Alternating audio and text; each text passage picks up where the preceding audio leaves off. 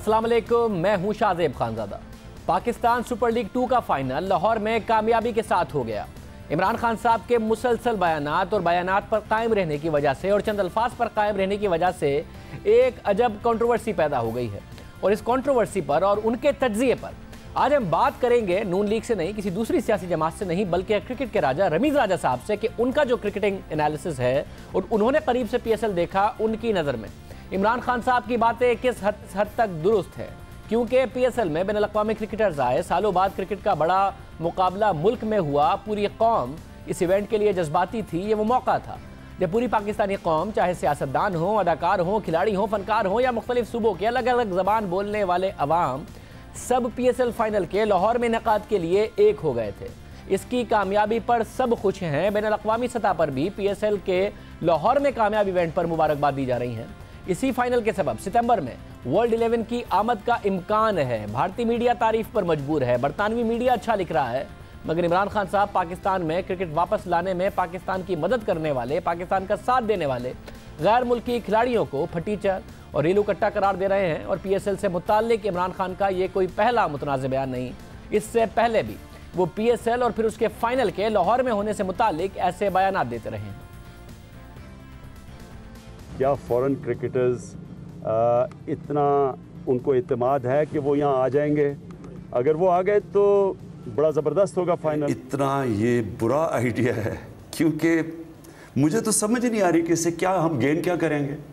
अगर सारे लाहौर में फ़ौज जाके और सिक्योरिटी अलार्म करके और मैच करवाना है, और वो भी एक PSL का मैच, वो कोई इंटरनेशनल मैच भी नहीं है। जो हालात हैं, जिस तरह एक हफ्ते के अंदर जो बम ब्लास्ट हुए हैं, ये तो पागलपन है।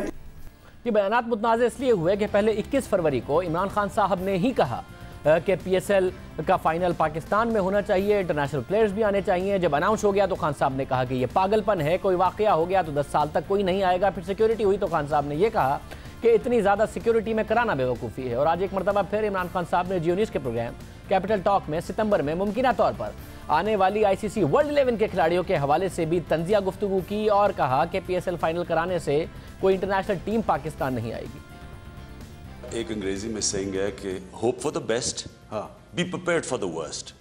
मतलब कि आप जब रिस्क लेते हैं तो इसका कितना फ़ायदा हो सकता है, और जो अगर वो रिस्क फेल हो जाए तो उसका नुकसान कितना हो सकता है, इसके बगैर कोई फैसला नहीं करता। ये अहमकाना होता है, ये पागलपन है कि आप अगर एक फैसला करें और आपको यही ना पता हो। तो आप अपने पागलपन वाले स्टेटमेंट को दोबारा रिपीट कर रहे हैं। पागलपन है ना। पागलपन क्यों है कि अगर हमने इतनी सिक्योरिटी खड़ी करके मैच करवा भी दिया तो क्या फॉरेन टीम्स आ जाएंगी? क्या फॉरेन टीम्स, आज हमारा फाइनल हो गया है, फॉरेन टीम्स आएंगी पाकिस्तान में? नहीं आएंगी। सितंबर में इंटरनेशनल 11 आ रही है, ICC भेज रही है। इंटरनेशनल 11 के अंदर जो खिलाड़ी होंगे, अब फिर मुझे फटीचर लफ्ज़ इस्तेमाल करना दूंगा, वो मैं बाद में आता हूँ ना फटीचर पे। देखिए वो कैसे खिलाड़ी आते हैं वो बात की। जो दुनिया की टॉप टीम्स हैं आज पाकिस्तान में नहीं आएंगे, क्योंकि वो ये नहीं देख रहे कि आपने एक फाइनल करवा दिया, वो तब देखेंगे जब मुल्क में अमन आ गया। तो हम आपको बता दें कि इन खिलाड़ियों की दीगर मैचेस में कारकर्दगी क्या रही जो पाकिस्तान आए थे। डेनिस सैमी की कप्तानी में वेस्ट इंडीज़ एक नहीं 2 मरतबा वर्ल्ड T20 चैंपियन बना। Marlon Samuels West Indies team का अहम रुकन है। 2012 और 2016 के वर्ल्ड T20 टूर्नामेंट्स में सैमुअल्स ने जारहाना इनिंग्स खेलकर दोनों मरतबा वेस्ट इंडीज़ को चैंपियन बनवाया था। और 2012 फाइनल में श्रीलंका के खिलाफ 4 ओवर्स में सिर्फ 15 रन देकर 1 विकेट भी हासिल की थी और दोनों मरतबा वो मैन ऑफ द मैच रहे थे। Cricketer Chris Jordan 2016 world T20 final में इंग्लैंड टीम का हिस्सा थे। जनूबी अफ्रीका के मॉर्नी वैन वाइक ने 17 एक रोज़ा मैचेस खेले और 8 T20 मैचेस में 1 सेंचुरी और 1 निस्फ सेंचुरी भी स्कोर कर चुके हैं।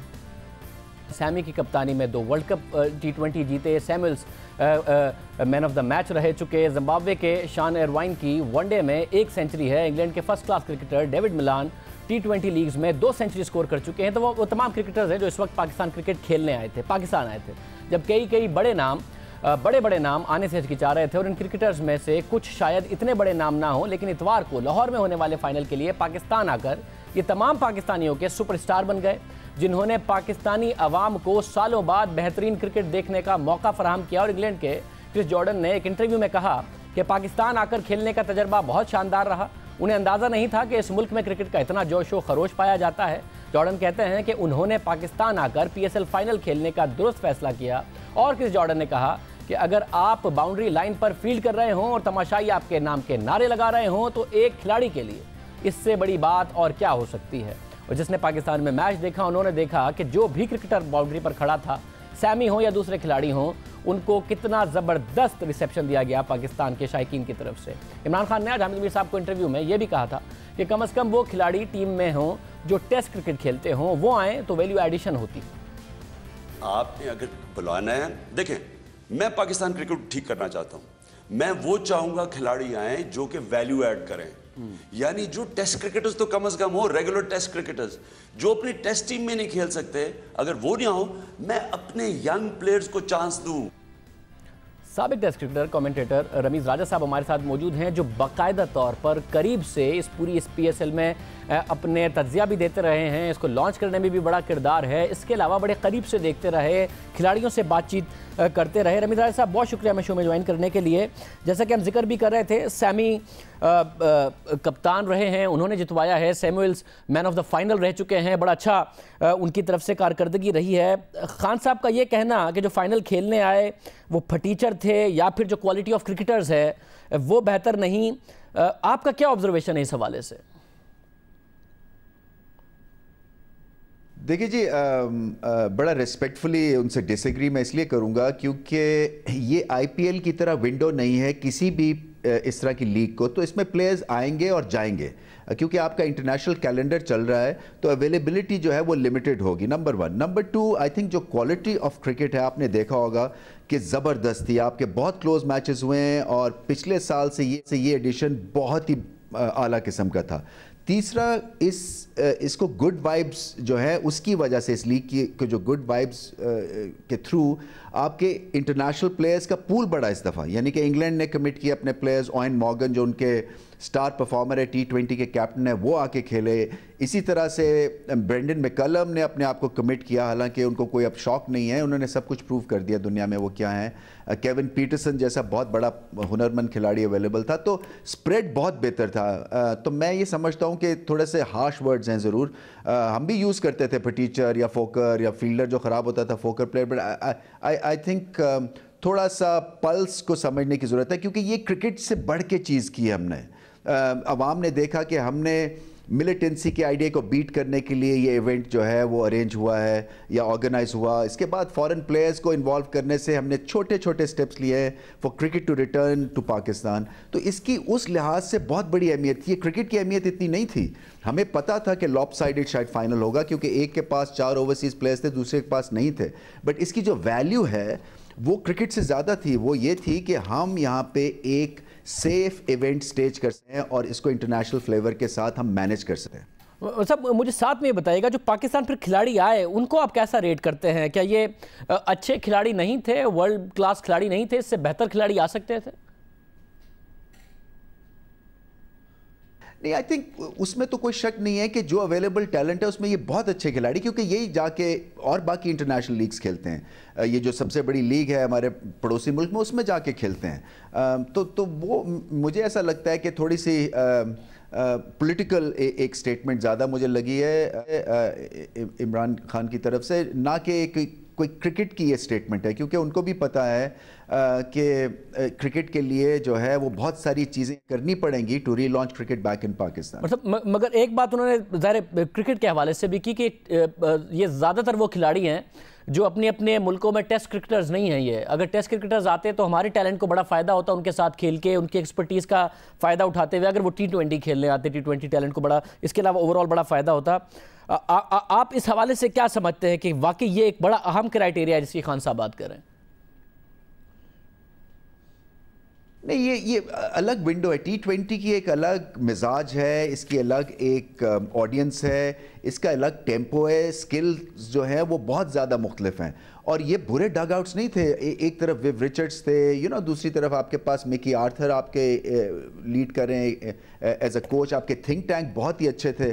उसके बाद इंटरनेशनल प्लेयर्स की इन्वॉल्वमेंट थी और आपको जल्दी डिसीजन मेकिंग में ये थिंक टैंक जो हैं आपके बहुत फ़ायदा हुआ होगा हमारे यंगस्टर्स को। एक कॉन्फिडेंस आता है, आप इंटरनेशनल ड्रेसिंग रूम जब शेयर करते हैं आपको कॉन्फिडेंस आता है। इसका ब्रांड अलग है। ये पॉइंट बिल्कुल ठीक है कि आप अपनी क्रिकेट में बेहतर होते हैं अगर आप टेस्ट क्रिकेट ज़्यादा खेलते हैं और वो बेस है, उसके बाद आप T20 और 50 ओवर्स में इम्प्रूव करते हैं।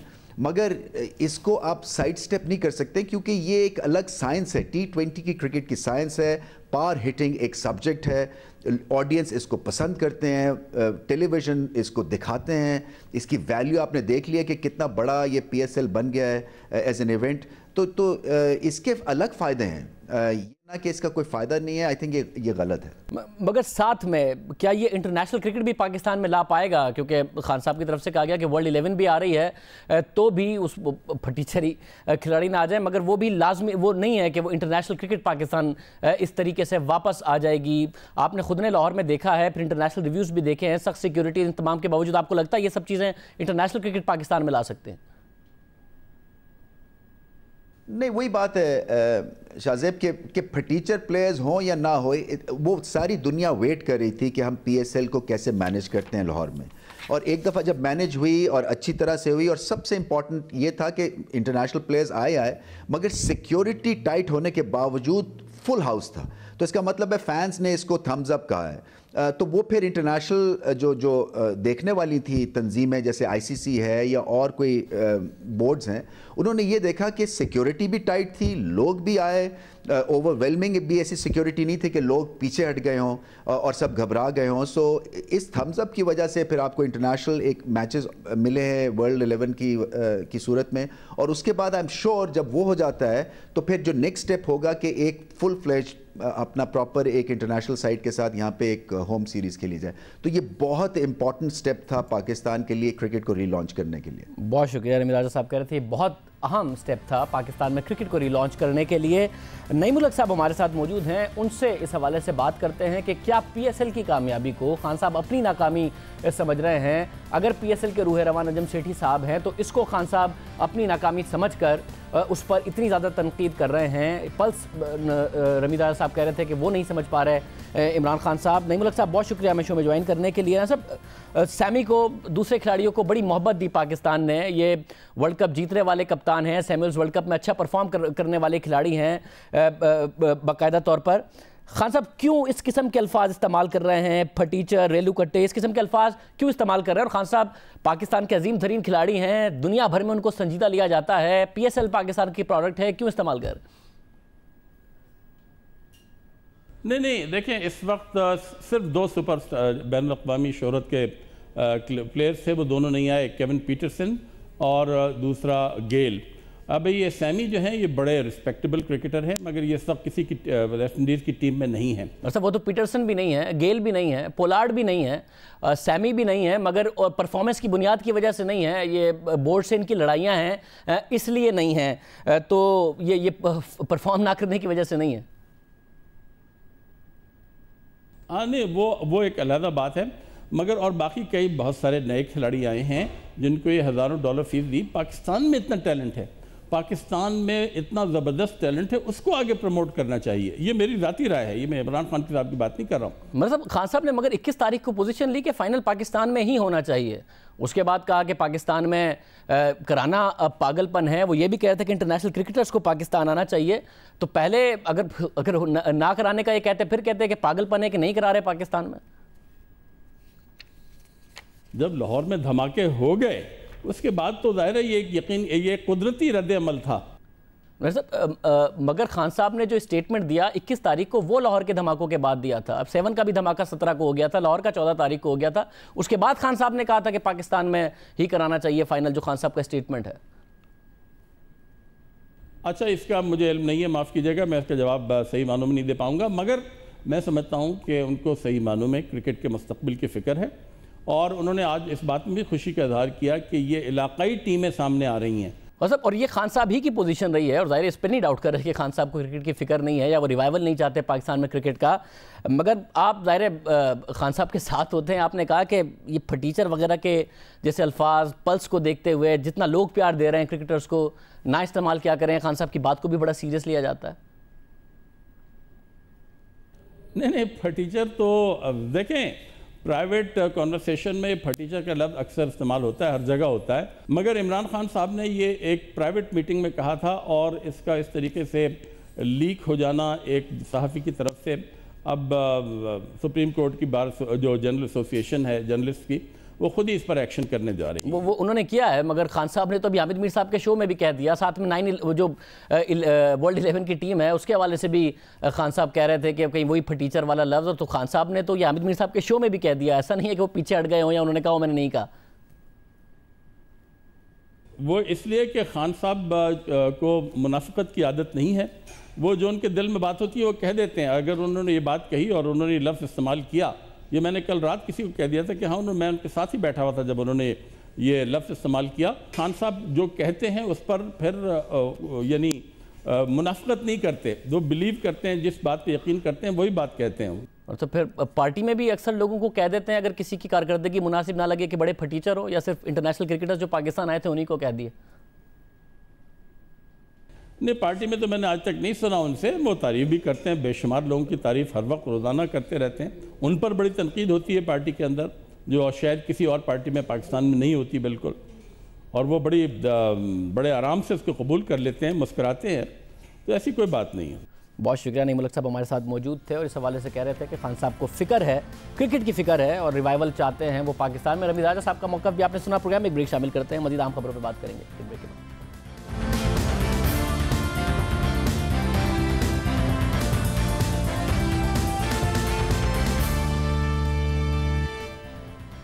पाक अफगान सरहद 18 दिन बाद खोल दी गई।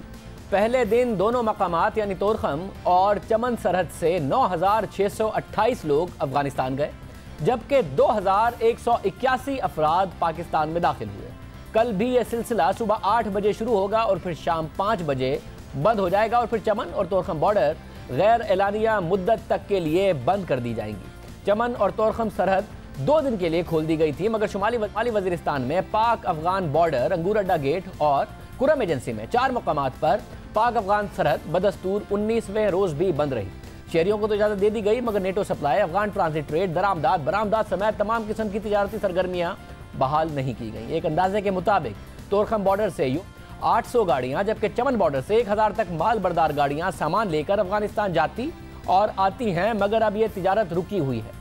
कस्टम ज़राए के मुताबिक सरहद की बंदिश से मुल्की खजाने को टैक्स की मद में यौमिया तकरीबन 2.5 करोड़ रुपए का नुकसान का सामना है। इसके अलावा जो ट्रेडर्स हैं उन्हें भी नुकसान हो रहा है। तोरखम बॉर्डर पर आज पूरा दिन क्या सूरत हाल रही, हमारे साथ मौजूद हैं चमन से नुमाइंदा जियो न्यूज़ नूरजमा अचकजई। इसके अलावा हमें काजी फजलुल्लाह ज्वाइन करेंगे और उनसे पूछेंगे कि बाब खैबर पर क्या सूरत हाल रही। नूरजमा अचकजई, बहुत शुक्रिया। 18 दिन बाद आज बॉर्डर खुला है, क्या मनाजिर देखने को मिले, क्या आमदोरफ्त थी लोगों की?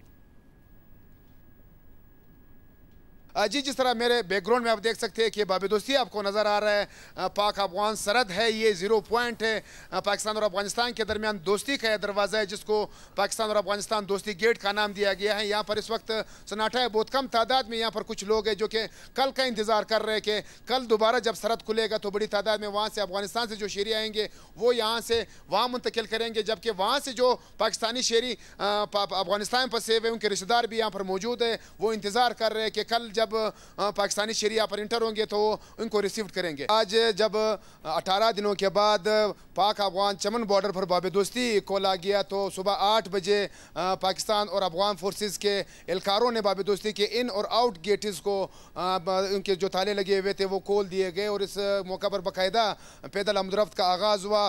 तो इस मौका पर बहुत बड़ी तादाद में जो चमन बॉर्डर पर पाकिस्तानी हदूद में थे, बड़ी तादाद में अफगान शहरी मौजूद थे, उनको बाकायदा प्रॉपर तरीके से चेक करने के बाद उसको अफगानिस्तान जाने दिया गया। फ्रंटियर कोर हुकाम का कहना है कि इस सिलसिले में सिक्योरिटी के इंतहाई सख्त इंतजाम किए गए थे, जबकि प्रॉपर तरीके से उनके दस्तावेज़ात चेक किए जा रहे थे, उनके अंगूठे लगाए जा रहे थे, बायोमेट्रिक सिस्टम से उनको गुजारा जा रहा था।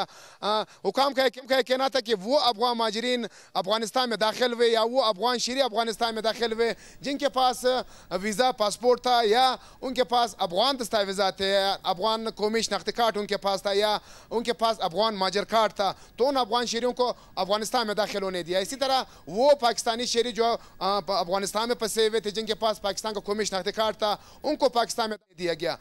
तो कोई लोगों वगैरह से आपकी बात हुई? आमद ठीक रही? कोई बदमज़गी तो देखने को नहीं मिली? तासुरात क्या थे लोगों के? जिस तरह मैंने बताया शाहजेब के लोग बड़े खुश थे, पाकिस्तानी अफगानी भी दोनों जानिब से जब आ रहे थे जा रहे थे तो वो इंतहाई खुशी का इजहार कर रहे थे।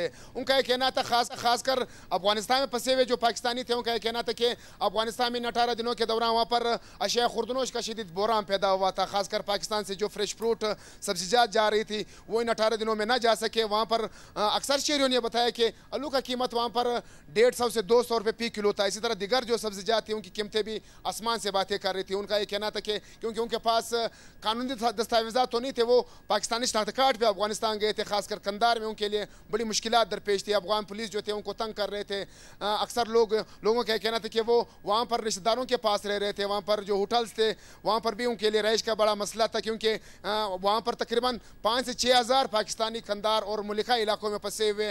इसी काम का कहना है कि आज पहले दिन 1832 पाकिस्तानी शहरी पाकिस्तानी दस्तावेज़ात दिखाकर पाकिस्तान में दाखिल हुए। यहाँ पर अफगान जो शहरी थे उनसे भी हमने किया, उन्होंने मुतालिबा किया कि पाकिस्तानी और अफगान हुकाम इस तरह के मसाइल बातचीत के जरिए हल करें, क्योंकि जिस तरह मसाइल पैदा हुए अफगान सरहदों पर जो आमदरफ्त का सिलसिला मुअत्तल हुआ है, तिजारत मुअत्तल हुआ है, उन्होंने ये भी मुतालिबा किया कि पाकिस्तान हुकूमत इस सिलसिले में अफगान हुकाम के साथ मुज़ाकरात का रास्ता अपने। ऐसे शहरी भी हमने अफगान देखे कि वो अपने जो अफगान हुकाम थे उस पर बरस पड़े। उनका कहना था कि अशरफ गनी को इस सिलसिले में पूरी तौर पर इकदाम उठाने चाहिए। अशरफ गनी को चाहिए था कि वो पार्लियामेंटेरियन का एक वफ्द बनाकर इस्लामाबाद भेजते। खुद उन्होंने अशरफ गनी से मुतालिबा किया कि वो खुद जाकर इस्लामाबाद में पाकिस्तानी हुकाम से इस मसाइल पर बातचीत करे, इस तरह के मसाइल को बातचीत के जरिए हल करे। जैसे कि आप बता रहे हैं कि काफ़ी कुछ वो यहाँ पर डिपेंड करते हैं, वहाँ कुछ कमी भी हो गई है, खुराक की कमी हो गई, ये सारा मामला हुआ, तो तिजारती सरगर्मियों का क्या हाल है, क्या अहवाल रहा? जी बिल्कुल शाहजेब, आज ट्रेड बंद रहा। 18 दिनों से पाकिस्तान और अफगानिस्तान के दरमियान एक तरफ दो तरफा तिजारत है, जबकि दूसरी जानिब NATO supply Afghan transit trade import export बदस्तूर मुअत्तल रहा, जो कि सेंट्रल एशिया और यूरोप के लिए कराची पोर्ट से, लाहौर से, ग्वादर बंदरगाह से यहाँ पर सामान सप्लाई किया जाता है, उसको इजाज़त नहीं दिया गया। यहाँ पर हुकाम ने बताया कि ये फैसला इस्लामाबाद ही करेगा, जब तक इस्लामाबाद इजाज़त नहीं देगा तब तक ट्रेड बंद रहेगा। जी बहुत शुक्रिया। हमारे साथ बाबे दोस्ती से मौजूद थे नूरजमा चकजई। काजी फजलुल्लाह हमारे साथ मौजूद हैं, नुमाइंदा जियो न्यूज़ खैबर एजेंसी बाब खैबर से। उनसे पूछते हैं कि वहाँ पर क्या सरगर्मियाँ रहीं। बहुत शुक्रिया काजी फजलुल्लाह। 18 दिन बाद आज बॉर्डर खुला है, बताइएगा लोगों की आमदोरफ्त के हवाले से क्या सूरत हाल रही, क्या मनाजिर देखने को मिले? सिक्योरिटी हुकाम के मुताबिक आज सुबह 6 बजे से लेकर शाम 8 बजे तक जो है वो 6000 अफगान शहरी पासपोर्ट वीज़ा के ज़रिए, कानूनी दस्तावेज़ात के ज़रिए तोरखाम बॉर्डर के रास्ते जो है वो अफगानिस्तान में दाखिल हो गए हैं। इसी तरह अफगानिस्तान में जो पाकिस्तानी शहरी फंसे हुए थे और पाकिस्तान आना चाहते थे तो उनकी तादाद सिर्फ 500 तक महदूद है। 500 पाकिस्तानी जो है वो पासपोर्ट के ज़रिए अफगानिस्तान बॉर्डर क्रॉस करके पाकिस्तान में दाखिल हो गए। इस दौरान जो है सख्त सिक्योरिटी इंतजाम की गई थे, FC के एहलकार तैनात थे और जो 0 पॉइंट थे अफगान तोरखाम बॉर्डर का, उस पर खासदार फोर्स और लेविस फोर्स को भी हटा दिया गया था। सिर्फ FC एहलकार जो है वहाँ पे सिक्योरिटी अंजाम दे रहे थे, सख्त इंतजाम किए गए थे। जी शाहजेब, बहुत शुक्रिया। काजी फजलुल्लाह हमें बता रहे थे क्या सूरत हाल रही, दोनों जो बॉर्डर्स खोली गई हैं, लोग कितनी तेज़ी से दोनों तरफ से आए। अफगानिस्तान की सरहद पर 2 दिन के लिए आमदोरफ्त शुरू हो गई है, मगर अभी भी तिजारत रुकी हुई है। साथ ही आज वजीर दिफा ख्वाजा आसिफ ने सरहद की बंदिश के फैसले का दिफा किया और कहा कि पाकिस्तान को अफगानिस्तान में दहशतगर्दों के ठिकानों को निशाना बनाने का इख्तियार है। कौमी असम्बली में भी 2 दिन से पाक अफगान कशीदगी पर बात हो रही है। कल असम्बली में वजीर दिफा ने सरहदी बंदिश के फैसले का दिफा किया और उनके बयान के कुछ ही देर बाद वजारत खारजा ने 2 दिन के लिए सरहद खोलने का ऐलान कर दिया। हुकूमती पॉलिसी क्या कन्फ्यूजन का शिकार है? क्या कोई क्लियर पॉलिसी बना नहीं पा रही है मियां नवाज शरीफ साहब की हुकूमत? क्योंकि 18 दिन की सरहदी बंदिश और सख्त सिक्योरिटी इकदाम के बावजूद भी अफगानिस्तान से दहशतगर्द हमले जारी रहे। आज सवाबी में पाक फौज से मुकाबले में मारे जाने वाले 5 में से 2 दहशतगर्दों का ताल्लुक भी अफगानिस्तान से बताया जा रहा है और दहशतगर्दों से मुकाबले में पाक फौज के कैप्टन समेत 2 एहलकार शहीद हो गए। और इससे पहले परसों रात मेमन एजेंसी में अफगानिस्तान से दहशतगर्दों के हमले में 5 जवान शहीद हो गए, जबकि 15 दहशतगर्द भी मारे गए। 7 हमले के बाद यानी 16 फरवरी से आज तक 18 दिन तक पाक अफगान सरहद मुकम्मल तौर पर बंद रही। दोनों अतराफ हज़ारों अफराद फंसे रहे और इंसानी बहरान जन्म ले रहा है। क्या हुकूमत की पॉलिसी ठीक है या फिर हुकूमत कन्फ्यूजन का शिकार है? क्योंकि हज़ारों अफगान शहरी पाकिस्तान में फंसे हुए हैं। पाकिस्तानी शहरी अफगानिस्तान में फंस गए थे। इतवार को पाकिस्तान में तैनात अफगान सफ़ीर उमरजा खेलवाल ने सोशल मीडिया पर जारी किए गए अपने पैगाम में खबरदार किया कि अगर आइंदा चंद दिनों में पाक अफगान सरहद ना खोली गई तो वो अपनी हुकूमत से चार्टर्ड तैयारा भेजने की दरख्वास्त करेंगे। अगर इस बात की नौबत आई तो ये ज़्यादा बेहतर सूरत हाल नहीं होगी। अफगान सफ़ीर ने मजीद कहा कि पाक अफगान तिजारती और सफरी रास्तों की मुसलसल बंदिश से आम अफगान अवाम को नुकसान हो रहा है और पाकिस्तानी हुकाम की सरहद से को खोलने के हवाले से कई यकीन दहानियाँ कराई गई मगर अब तक कुछ नहीं किया गया। फाइनली 2 दिन के लिए सरहद खोली गई। हम मालूम करेंगे साबिक वज़ीर ख़ारजा हिना रब्बानी खर साहिबा से कि क्या कोई और सिफारती हल हो सकता है या ये वाहिद ऑप्शन है एक ऐसी सूरत हाल के बाद जिसमें अफगानिस्तान की तरफ से हमले हो रहे हो पाकिस्तान में और वहाँ से कोई कार्रवाई ना हो रही हो। खर साहिबा बहुत शुक्रिया। साहब ये सारे के सारे जो मामलात हैं, बॉर्डर बंद रहना, फिर ये मामलात होना, बड़ी तनकीद अफगानिस्तान पर पाकिस्तान की तरफ से की गई है। क्या इसके अलावा कोई सिफारती हल है या बॉर्डर बंद करना ही इसी तरीके से अफगानिस्तान की हुकूमत को इस बात पर कन्विंस किया जा सकता है कि भाई इन दहशतगर्दों के खिलाफ कार्रवाई करें जो पाकिस्तान में कार्रवाइयाँ करा रहे हैं?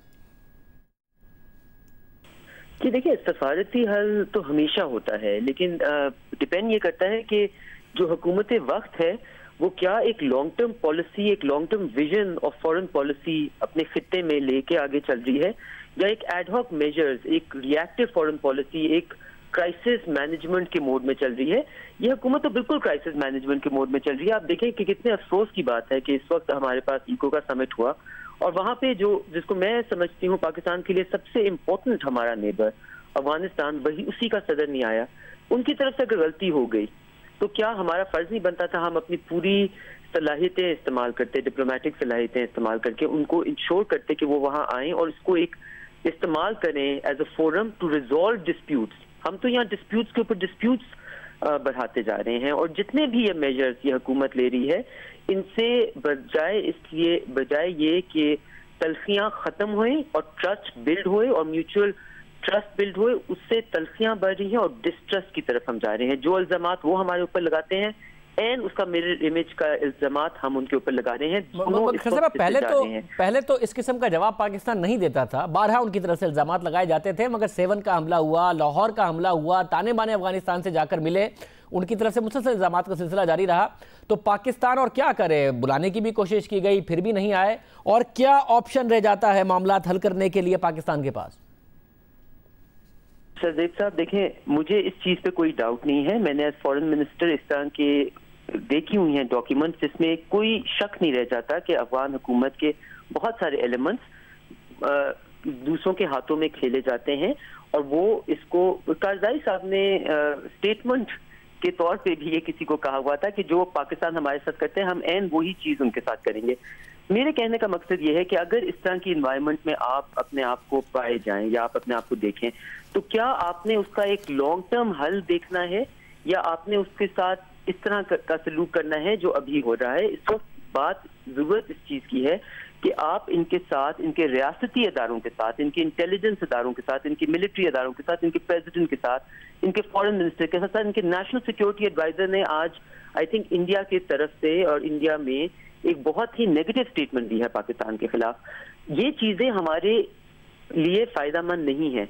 हमें इनको बिठा के ये चीज इनके साथ बात करनी चाहिए कि ना ये आपके हक में जा रही है ना हमारे हक में जा रही है। एक वर्क प्लान बनाते हैं, आप 2 चीजें करें ताकि हमारा कॉन्फिडेंस बिल्ड होए, आप इन लोगों को पकड़ें ताकि हमारा कॉन्फिडेंस बिल्ड होए, और उसी तरह बिल्कुल पाकिस्तान को भी उनको कमिटमेंट देनी पड़ेंगी बिकॉज वो बहुत देर से कह रहे हैं कि हक्कानी नेटवर्क के ऊपर आप उस तरह का अमल नहीं किया जिसकी हमें जरूरत है।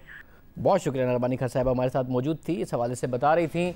प्रोग्राम में एक ब्रेक शामिल करते हैं। मलेशिया में पहले ही एक कत्ल के चर्चे हैं और अब 26 फरवरी को सऊदी अरब के बादशाह सलमान बिन अब्दुल अजीज़ मलेशिया के दौरे पर थे और सऊदी वफ्द पर हमले की एक साजिश नाकाम बनाई गई। तबाही हो सकती थी, बहुत नुकसान हो सकता था। क्या मामला है, इस पर तफसील से बात करेंगे एक ब्रेक के बाद।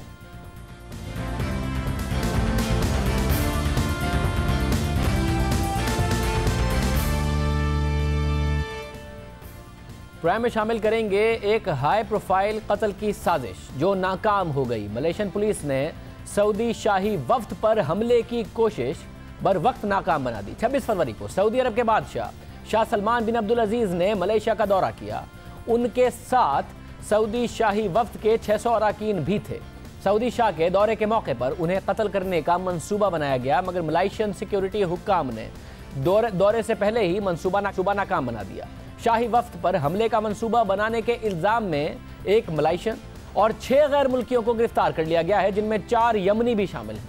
मलेशियन पुलिस के मुताबिक यमनी जाली दस्तावेजात पर मलेशिया आए और फिर उन्होंने मकामी मलेशियन जराइम पेशा अफराद की मदद से सऊदी वफ्द पर हमले की मंसूबाबंदी की, मगर वो पकड़े गए और पुलिस को यमनी शहरियों से गैर मुल्की करेंसी के साथ साथ कई गैर मुल्की पासपोर्ट भी मिले हैं। यमनी सऊदी शाह को निशाना बनाना चाहते थे मगर नाकाम हुए। अलबत्ता कुछ दिनों पहले मलेशिया में ही एक और हाई प्रोफाइल कत्ल की कोशिश कामयाब हो गई, जो मलेशिया में ही हुआ, और इस कत्ल की तफसीलात हैरानकुन हैं। 13 फरवरी को शुमाली कोरिया के सरबराह किम जोंग उन के बड़े मगर सुतेले भाई किम जोंग नाम को मलेशिया ही के दारुल हुकूमत कोलालमपुर के एयरपोर्ट में कत्ल कर दिया गया। इस कत्ल के बारे में तफसील से आपको बताएंगे, मगर पहले बात करते हैं कत्ल के बाद पैदा होने वाली सिफारती कशीदगी की, और उसके बाद आपको बताएंगे कि किस तरीके से ड्रामाई अंदाज में उनको कत्ल किया गया।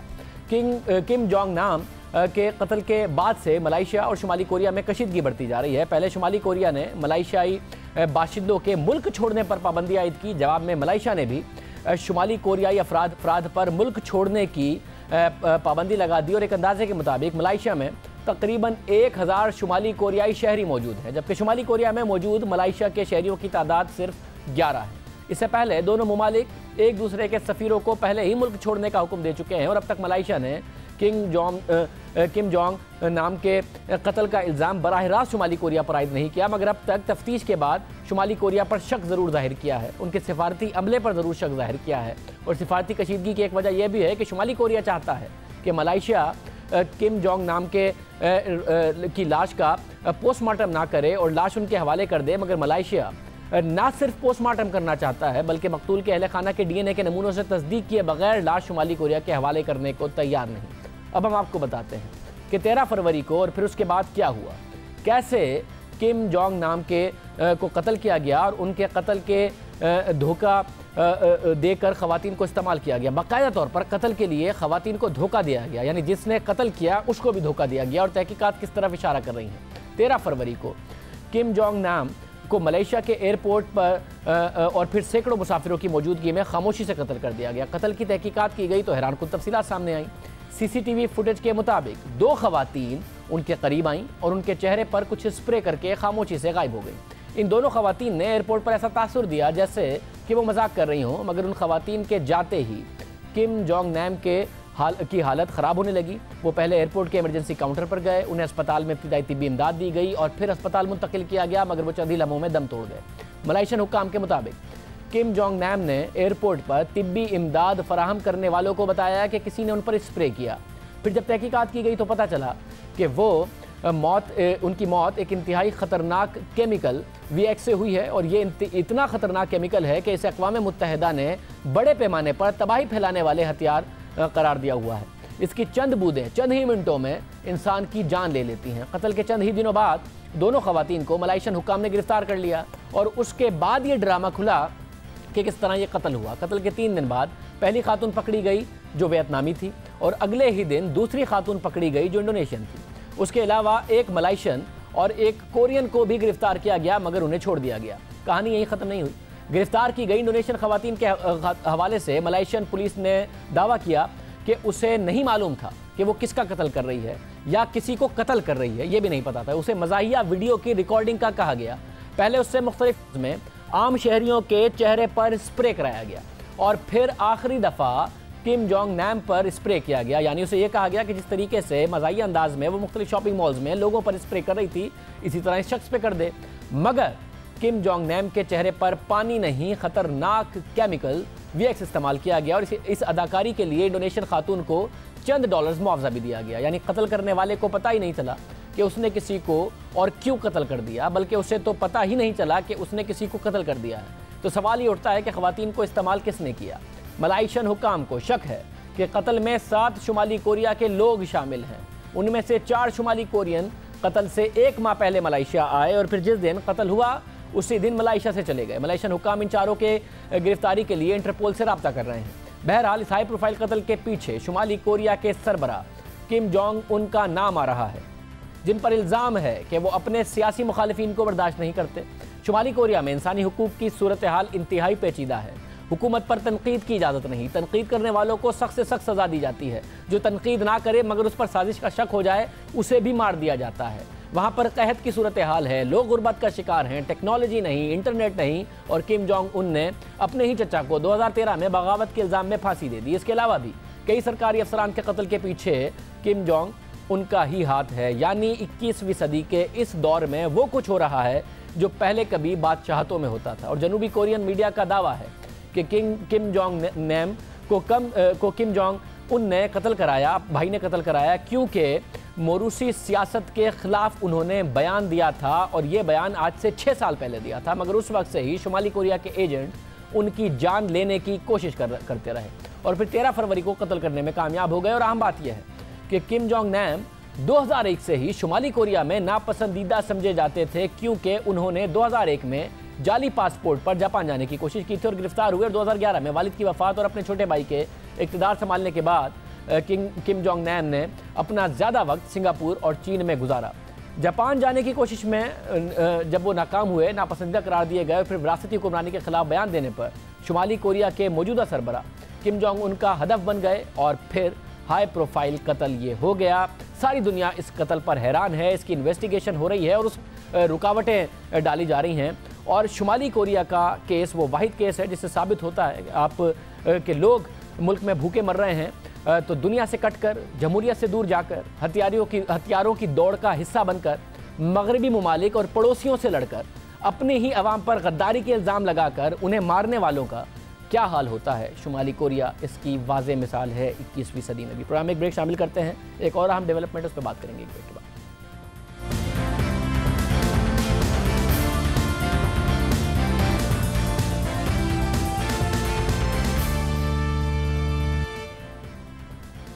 और अब बात करेंगे सोशल मीडिया की, जिसकी वजह से दुनिया ही बदल रही है और सोशल मीडिया की वजह से इंफॉर्मेशन के तौर तरीके बदल रहे हैं। वक्त बदल रहा है, वक्त के साथ नित नई टेक्नोलॉजी सामने आ रही है, लोगों की सोच बदल रही है। हर लम्हे हर खबर पर सोशल मीडिया अपडेट होता रहता है और दुनिया भर में पहुंच जाती है हर खबर।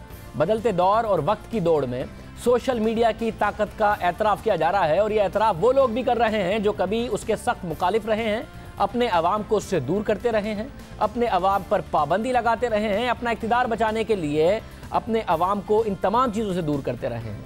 ईरान के साबिक सदर महमूद अहमदीनेजाद भी अब सोशल मीडिया की दौड़ में शामिल हो चुके हैं और उन्होंने अपना ट्विटर पर अकाउंट बना लिया है। हालांकि जब ईरान में साबिक सदर अहमदीनेजाद की हुकूमत थी उस वक्त वहाँ ट्विटर पर पाबंदी थी। 2009 में ईरान में ट्विटर, फेसबुक पर उस वक्त पाबंदी लगाई गई थी जब उनके खिलाफ प्रोटेस्ट हो रहे थे। अब वो पावर में नहीं है तो उन्हें मालूमात फराहम करने वाले प्लेटफॉर्म की अहमियत का एहसास हुआ है और अहमदीनेजाद अपनी सोच में शायद तब्दीली ले आए हैं। इसीलिए 5 मार्च को उन्होंने ट्विटर ज्वाइन किया और अब तक उनके फॉलोअर्स की तादाद 18,000 से तजावुज़ कर चुकी है। और अपनी पहली ट्वीट में लोगों को सलाम का पैगाम भेजा और लिखा कि शुरू अल्लाह के नाम से, दुनिया भर की आज़ादी से मोहब्बत करने वाले लोगों पर सलामती हो। दूसरी ट्वीट में एक वीडियो पोस्ट की और ये दरख्वास्त की कि लोग उन्हें फॉलो करें। ईरान इज़हार राय पर पाबंदी लगाने के हवाले से मशहूर रहा है और माजी में मुतादिद वेबसाइट पर पाबंदियाँ आयद की गई हैं, लेकिन अब नई हुकूमत ने ईरान को नई राह दिखाई है जिसका मस्बत असर खुद साबिक सदर पर भी होता नजर आ रहा है, जो इस पर पाबंदी लगाते थे। और दुनिया के बासर अफराद ने न सिर्फ सोशल मीडिया की ताकत को समझा है बल्कि लोगों पर अपना तासुर कायम करने के लिए उसका भरपूर इस्तेमाल किया। दुनिया के बासर तरीन शख्स अमरीकी सदर डोनाल्ड ट्रंप ने तो गालिबन अपनी पूरी इलेक्शन मुहिम ही ट्विटर पर लड़ी। 26 मिलियन फॉलोवर हैं उनके, तकरीबन 2 करोड़ 60 लाख फॉलोवर हैं। सदर ओबामा बहुत ज़्यादा ट्वीट्स करते रहे और मीडिया का जीनत बनते रहे। इसके अलावा नरेंद्र मोदी बहुत ज़्यादा ट्विटर का इस्तेमाल करते हैं, करोड़ों लोग उनको फॉलो करते हैं। इसके अलावा पाकिस्तान में मरीम नवाज साहिबा ट्विटर पर मौजूद है। इमरान खान साहब के 50 लाख फॉलोअर हैं। बाकायदा तौर पर वो अपना पैगाम ट्विटर के जरिए पहुँचाते हैं। मियाँ साहब की हुकूमत के मुख्तलिफ वज़रा, चाहे ख्वाजा आसिफ साहब हों या एहसन इकबाल साहब हों, वो ट्वीट करते हैं। मगर अगर कोई अभी तक इस प्लेटफॉर्म पर नहीं है तो वो मियाँ नवाज शरीफ है, मुल्क के वजीर आज़म, जिनके भाई शहबाज शरीफ भी ट्वीट करते हैं। उनकी हुकूमत पंजाब का भी ट्विटर अकाउंट है। अगर नहीं है तो मियाँ नवाज शरीफ साहब ना ट्वीट करते हैं, ना इस जदीद जरिए का इस्तेमाल करते हैं। यहाँ तक कि जब नरेंद्र मोदी ने उन्हें बर्थडे विश की तो ट्विटर पे की, मगर जवाब देने के लिए मियाँ नवाज शरीफ का अपना अकाउंट नहीं था। जब से वजीर आज़म बने हैं, ना मियाँ साहब ने कोई इंटरव्यू दिया है, ना मियाँ साहब पार्लियामेंट में आते हैं, ना ही सोशल मीडिया जैसे जदीद ज़राए पर मौजूद है, जहाँ उनके मुखालिफ, सोशल मीडिया के मुखालिफ और क्रैकडाउन करने वाले अहमद निजात जैसे शख्स भी ट्विटर पर आ रहे हैं। मियाँ साहब ने ये क्यों चूज़ किया है अपने आप को इस जदीद ज़राए से दूर रखना और लोगों तक अपना पैगाम पहुँचाना, वही खुद बेहतर जानते होंगे। आज के प्रोग्राम में इतना ही, कल के प्रोग्राम में मुलाकात होगी। दीजिए अल्लाह।